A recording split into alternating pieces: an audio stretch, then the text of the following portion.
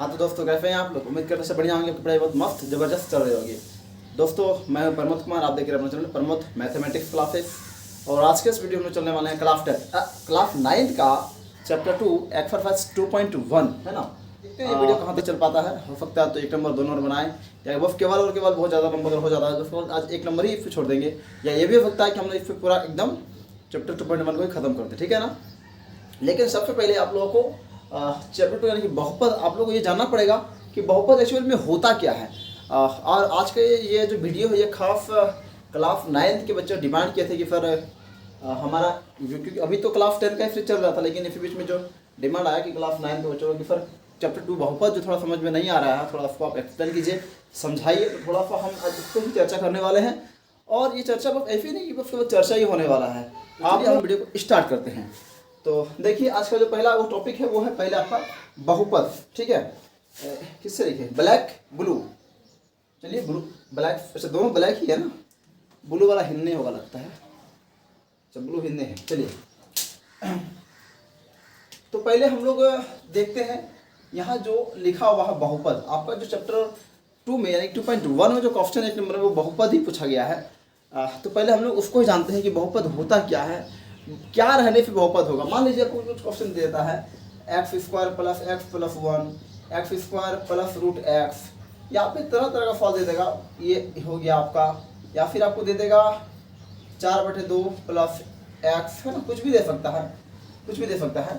या फिर ये भी दे सकता है x + 1/x। तो आप कैसे समझ में आएगा आपको कि कौन सा बहुपद है और कौन सा बहुपद नहीं है कि नहीं। बात समझिए। तो पहले आपको ये जानना पड़ेगा कि बहुपद होता क्या है मेरे भाई बंधु। तो आप अगर बहुपद जान जाइएगा ना कि बहुपद क्या होता है, तो आपको ये चैप्टर बहुत ही ईजी लग जाएगा, ठीक है ना। तो चलिए पहले हम वीडियो को एक्सप्लेन करके थोड़ा समझाते हैं आप लोगों को।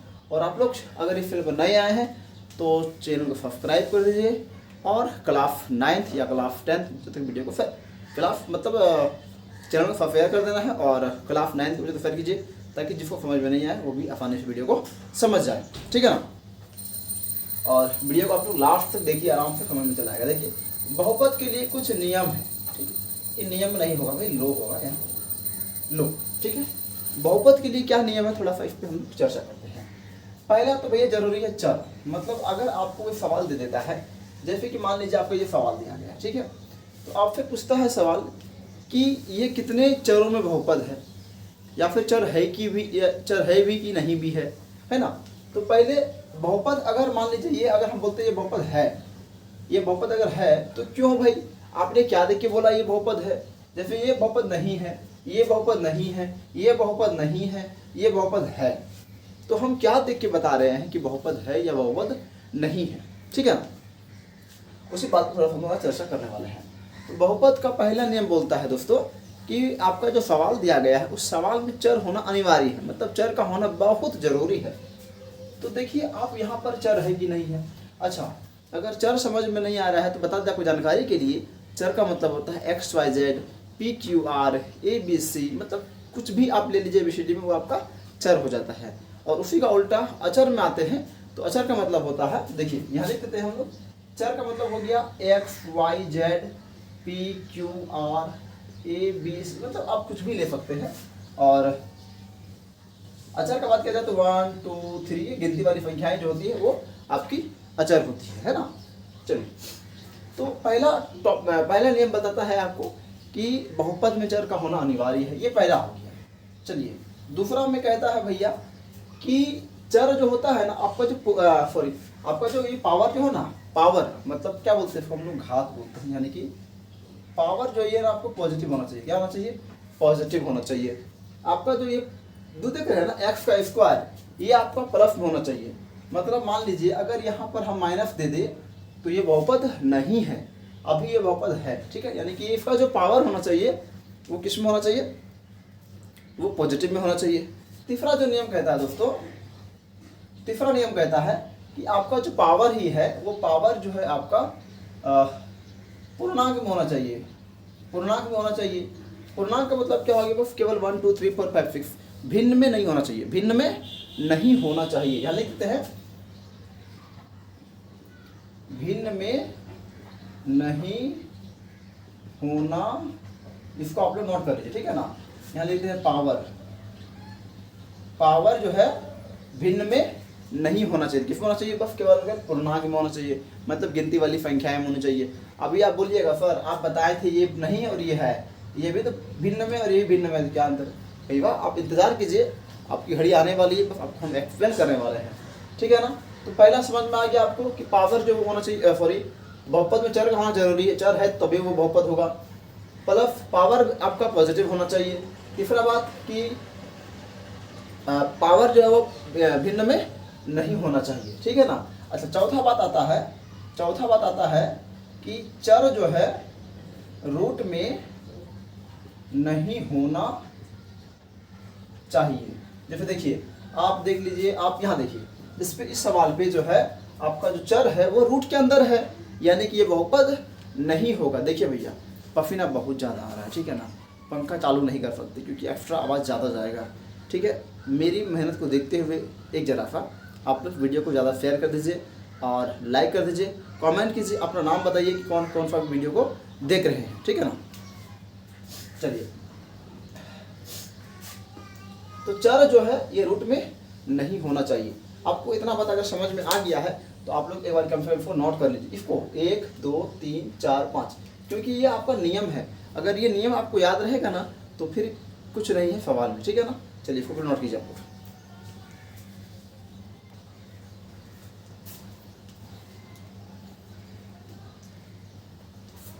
अब हम लोग आते हैं क्लास 9th में ही 2.1, ठीक है, इस पर आते हैं हम लोग और क्वेश्चन नंबर 1 को बनाने का प्रयास करते हैं पहले, इसके बाद देखते हैं हम लोग क्वेश्चन नंबर 2 पे। या हो सकता है तो हम बस बताएं आप लोगों को कि इस वीडियो पे हम लोग बस केवल क्वेश्चन नंबर 1 को ही बनाएंगे, ठीक है, क्योंकि ये वीडियो बहुत ज़्यादा लंबा हो जाने वाला है, ठीक है। देखिए कहता है निम्नलिखित व्यंजकों में कौन कौन एक चर में बहुपद है और कौन कौन नहीं है, कारण के साथ उत्तर दीजिए, ठीक है ना। तो पहले हम सारा क्वेश्चन को हम लिख देते हैं।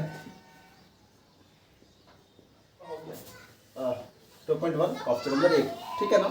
इस पर आपको दिया गया है, कहता है कि आपको बताना है कि कौन कौन सा ये बहुपद है और कौन सा बहुपद नहीं है, कारण के साथ अपना उत्तर को लिखना है, ठीक है। तो हमको लग रहा है आप लोग तो शायद सवाल बना लिए होंगे। देखिए इसमें लिखा हुआ 4x² - 3x + 7। इसमें देखिए क्या ये चर है कि नहीं, इसमें हाँ चर भी है, पावर भी है, बस दो ही चीज़ तो मिल गया आपको। अच्छा पावर प्लस में कि माइनस? प्लस में, पावर तो वो प्लस में है, कोई दिक्कत नहीं। यहाँ लिख दीजिए, यहाँ पे देखिए x यहाँ पर भी x है, मतलब एक ही चर है। यहाँ लिखिए आप एक चर में बहुपद है, ठीक है। यहाँ देखिए हम क्या बताए थे कि आपका जो रूट है उसके अंदर चर नहीं होना चाहिए, ठीक है। ध्यान दीजिएगा, चर जो है रूट के अंदर नहीं होना चाहिए। यहाँ पे तो रूट है लेकिन रूट में क्या है? अचर है, तो कोई दिक्कत हमको नहीं होने वाला। यहाँ भी कहेंगे हम कि एक चर में बहुपद है। अगर आप नियम समझ गए हैं भैया तो आपको कोई दिक्कत नहीं होने वाला है। यहाँ बताइए, यहाँ पे 3 रूट टी है, यानी कि आप क्या देख रहे हैं कि रूट के अंदर मेरा चर है, यानी कि ये बहुपद नहीं है। ये बहुपद जो है ये बहुपद क्या होगा? नहीं है। अच्छा एक बात बताइए, ये y + 2/√y, इसको आप लोग इस कलर लिख सकते हैं, y + 2, y ऊपर गया तो हो गया आपका -1। और आप लोग जानते हैं कि चर के पावर में माइनस नहीं होना चाहिए, मतलब चर का जो पावर है वो माइनस में नहीं होना चाहिए। यहाँ पे पावर माइनस हो गया, यानी कि ये बहुपद नहीं है। अच्छा यहाँ देखिए x है, y है, t है, तीनों का जो पावर है वो प्लस में है, तीनों का पावर क्या है? प्लस में है। यहाँ लिखिए 3 चर में बहुपद है। अच्छा इसका आंसर आप लोग कमेंट में कीजिएगा कि ये बहुपद है या नहीं है, तो कितने चर बहुपद है। बाकी आपको कुछ हम एक्स्ट्रा फल अपनी तरफ से करा रहे हैं, थोड़ा आपसे आप लोग गौर कीजिए, लेकिन फंसिएगा नहीं, ठीक है ना। देखिए अगर मान लीजिए आपको फल देते x 3/2 + x, आप पूछे कि क्या ये बहुपद है कि नहीं है, तो आप बोलिएगा सर ये बहुपद नहीं है। क्यों नहीं है? क्योंकि सर आपने कहा कुछ देर पहले कि आपका जो पावर है वह भिन्न में नहीं होना चाहिए, ठीक है, कोई बात नहीं। यानी कि ये बहुपद, यहाँ लिखते हैं बहुपद नहीं है। अगर मान लीजिए, ये तो आपका आंसर एकदम बिल्कुल सही है, कोई दहमत नहीं है। अगर वही सवाल को हम बदल दें 4/2 + x में, तो आप क्या बोलिएगा? ये बहुपद है। अभी बोलिएगा सर ये बहुपद नहीं है, लेकिन ना बच्चा ये बहुपद है। पता है क्यों? क्योंकि 2 दूनी 4 कट जाएगा, यानी कि x की पावर 2 हो गया + x, यानी कि बहुपद है। बात समझ में आया क्या बोले हम? अगर पावर में कोई संख्या रहे, आपको लग रहा है कि नहीं वो कट जाएगा, ठीक है, आपको लगेगा कि वो कट जाएगा, तो आप जो है उसको वापस कीजिएगा। देखिए मान लीजिए और एक फल देते हैं 2x 6 की पावर 3 प्लस x की पावर 3, ठीक है, कोई दिक्कत नहीं है। आपको देखिए पहले देखिए तो कट रहा है 3 दूनी 6 यानी कि 2x की पावर स्क्वायर प्लस x की पावर 3, यानी कि ये बहुपद है कि नहीं है? बहुपद है, या लिखिएगा बहुपद है, ठीक है ना। ऑप्शन नंबर हम लोग 2 को बनाते हैं। हमको लगा कि नहीं वीडियो बहुत ज़्यादा लंबा हो जाएगा, 10 मिनट तो वीडियो बन गया अभी तक, और हम लोग आज जो है इसी वीडियो में पूरे को ख़त्म कर देंगे, ठीक है ना। तो आप लोग वीडियो को लास्ट तक रहिए, पानी पानी पी लीजिए, कोई दिक्कत नहीं है। चलिए 2 नंबर क्वेश्चन कहता है, क्वेश्चन आपकी स्क्रीन पे भी हो सकता है। क्वेश्चन कहता है निम्नलिखित में प्रत्येक में x स्क्वायर का गुणांक लिखिए, है ना। ध्यान दीजिएगा, क्वेश्चन ज़्यादा हार्ड नहीं था, इसलिए हो जाएगी खत्म कर देते हैं। आपको लिखना क्या है? एक्स स्क्वायर का गुणांक, ठीक है ना, एक्स स्क्वायर का गुणांक। तो यहाँ लिखिए सबसे पहले एक्स स्क्वायर का गुणांक, ठीक है, बहुत ईजी क्वेश्चन है। गुणांक का मतलब क्या होता है कि एक्स स्क्वायर जहाँ पहले है, पहले उसको खोजिए आप कि एक्स स्क्वायर मेरा कहाँ पर है। तो आप देख रहे हैं क्वेश्चन में एक्स स्क्वायर यहाँ पर है, एक्स स्क्वायर यहाँ पर, इसके आगे कोई संख्या है नहीं है तो 1 है, यानी कि ये हो गया आपका आंसर, ठीक है। यहाँ पर भी लिखते हैं हम लोग एक्स स्क्वायर का गुणांक, ठीक है। एक्स स्क्वायर गुणांक लिखे, एक्स कहीं पर है, यहाँ पर चिन्ह क्या है, यहाँ हो गया 1, यानी कि हो गया -1, है ना। यहाँ पर लिखते हैं हम लोग एक्स स्क्वायर का गुणांक बराबर, यहाँ पर देखिए क्वेश्चन में एक्स स्क्वायर कहीं पर है, यहाँ पर है, इसका क्या है π/2, ये हो गया आपका आंसर π/2। यहाँ पर लिखते हैं हम लोग एक्स स्क्वायर का गुणांक। इस सवाल में कहीं एक्स स्क्वायर है, कहीं नहीं है, इसका आंसर हो गया बिंदु 0। बस समझ में आ गया। चलिए हम क्वेश्चन नंबर 3 को देखते हैं। 3 क्वेश्चन और भी बहुत ज़्यादा इजी है, ठीक है। क्वेश्चन नंबर 3 कहता है 35 घात के द्विपद, यानी कि 35 को पावर बना के 2 पद में लिखिए। ध्यान दीजिएगा, 35 को पावर बना के 2 पद में लिखना है और 100 को पावर बना के 1 पद में लिखना है, ठीक है ना। यानी कि 35 को बनाना पावर, यानी कि x के पावर 35 हो गया, अब प्लस x हो गया 2 पद, है कि नहीं समझ में आया। देखिए आपको बोला है 35 को बनाइए पावर, यानी कि 35 हो गया पावर आपका, और ये हो गया मान लीजिए x, तो 1 पद क्या हो गया 2 पद हो गया। आपको ये भी आंसर सही है, ये भी आंसर, मतलब आप इसका कितना आंसर बना सकते हो, कोई दिक्कत नहीं। अच्छा फिर कहता है कि 100 को आप 1 पद में लिखिए, यानी कि आप लिख सकते हैं x के पावर 100, या फिर y के पावर 100, या फिर a के पावर 100, आपको लिखना के पद में है 1 पद में, आपका भी ये भी आंसर कंप्लीट हो गया। क्वेश्चन नंबर 4 को देखते हैं हम लोग, इसी में 4 बनाते हैं, कहीं पे जगह है अतः आराम से हट जाएगा, है ना। कहता है निम्नलिखित बहुपद में प्रत्येक का बहुपद की घात ज्ञात कीजिए। घात लिखने के लिए बोला, देखिए पहला क्वेश्चन है 5 कितना है 5x³ है ना, 5x³ plus 4x square plus 7x, ठीक है। आपको लिखने क्या बोला घात। घात का मतलब क्या होता है बंधु, पावर, है ना। तो देखिए इसमें सबसे बड़ा पावर क्या है, ठीक है। आपको संख्या नहीं देखने बोला है, पावर देने के लिए बोला। पावर जानते हैं ना, पावर ऊपर ही होता है, ये पावर है, यहाँ 2 को है, यहाँ 3 को है, यहाँ 2 को, यहाँ कोई तो 1 को है, तो पावर आपका हो गया सबसे बड़ा 3, है ना।